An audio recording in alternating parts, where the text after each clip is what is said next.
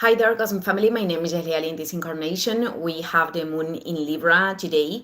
And at this moment is creating configurations in the sky that we are going to experiment the next week, but with Mars in Libra. They will be part of the full moon, in fact. This includes the transpersonal planets. I am mentioning this because, it could already be manifesting certain movements or changes. And well, every time that the moon enters in this sign, we could put much focus in topics related to relationships or experiences in which we have to make decisions that can rebalance the scale. And I am not only referring to reciprocity in the case of relationships or the price and the benefit of a situation, but to understand that from an almic and a spiritual perspective, what is fair to take ourselves to the growth, what is actually contributing to the evolutionary process. It is not always what the mind and the structures of thought with which we are identifying are wanting. A person may not want to be alone for whatever reason, sorry. And if it is in a relationship in which both of them cannot grow together anymore, especially if they are holding on that relationship, the resistance to make a decision that seem to be non-beneficial, it is going to generate imbalances in the experience. It is going to increase the disagreements, the conflicts, etc. So have this in account for the transit of Mars the next week that is going to change of sign, but we are going to amplify on that thing. So tomorrow, finally, Chiron, it is going to be retrograde, and this celestial body, it is known as the wound healer, and well, this is the wound through which we can acquire a gift, a tool that can be useful for others. I don't know if I said correctly the name of Chiron, but it doesn't matter. I'm going to continue. I wanted to leave examples today, not precisely perhaps to exactly reflect ourselves through these examples, but to start to identify our own capacities through the painful experiences that we could have lived before. And something that I wanted to remind, that I mentioned many times, it is that necessarily to develop these capacities, the person has to face its pain, his pain or her pain, and even experimenting circumstances that could generate a lot of fear and insecurity. This is inevitable. So the person, for example, a person that has a Chiron in the fifth house could experiment a lot of shame on showing his or her creations, because the person could experiment situations where that brought something very negative, was undervalued, could have a difficulty to be spontaneous or to expose himself or herself. So to enable the light through the crack of Chiron, it is going to have to face situations that in which the person is exposing himself or herself, in which we have to show our art, our creativity, even if it is something that is causing a lot of fear. And with time, the person is going to integrate that discomfort, and it is going to attract other people with similar conflicts that can help. Other example, it is, for the people that has this excess of empathy, this enormous sensitivity regarding other people.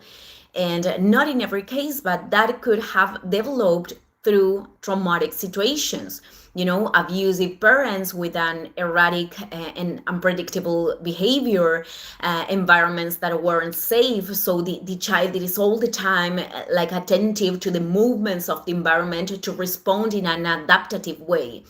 What occurs later, it is that the person is going to have a tendency to adapt to other people, or to be in charge of the emotions of others, even if it's not his responsibility, and to not know how to protect himself or herself. So the person is going to have to face how to separate the emotional states from other people and from our own, and to establish boundaries. And the part of establishing boundaries could be something that the person generates a lot of insecurity and not feeling okay, the fear of the external reaction. But once that the person it is able to lead, he is able to lead with that, it is going to have that disposition with that sensitivity and that capacity to comprehend other people, but without making decisions that are going to affect him or her negatively or drain his or her energy. And the last example that I want to leave today, it is more linked with Karen Aries, precisely because people that experimented physical violence like bullying, or didn't know how to defend themselves, or the other polarity, they could have turned into people that are using their aggressiveness in an excessive way. This could also happen. So when the person it is able to integrate its aggressiveness in a healthy way, and to face that pain, and knowing how to protect the territory without that turning into attacking other people as a mechanism before someone or something can harm ourselves, the person it is going to have this manage of that energy that can allow him to stand for important causes, for example, or being a pioneer in projects, and that person can show others how how to deal with those same insecurities.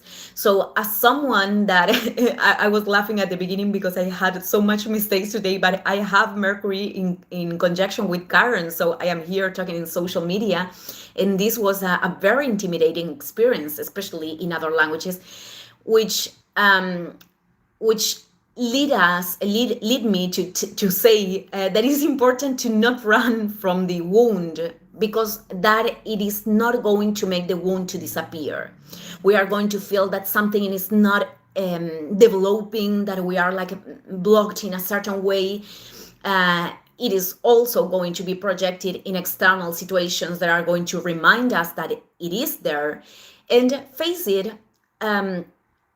doesn't also mean that it's going to disappear. I mean, in certain circumstances, this could be reactivated transits, for example, but this does imply that we can enter in this process of acceptance of whatever thing we experimented, and with the practice of assimilation of what is, with its imperfections and difficulties, we can move forward with that instead of repressing, fragmenting, hiding it, and we can enable the gift of the capacity to create bridges, to contribute with the rebalancing of others.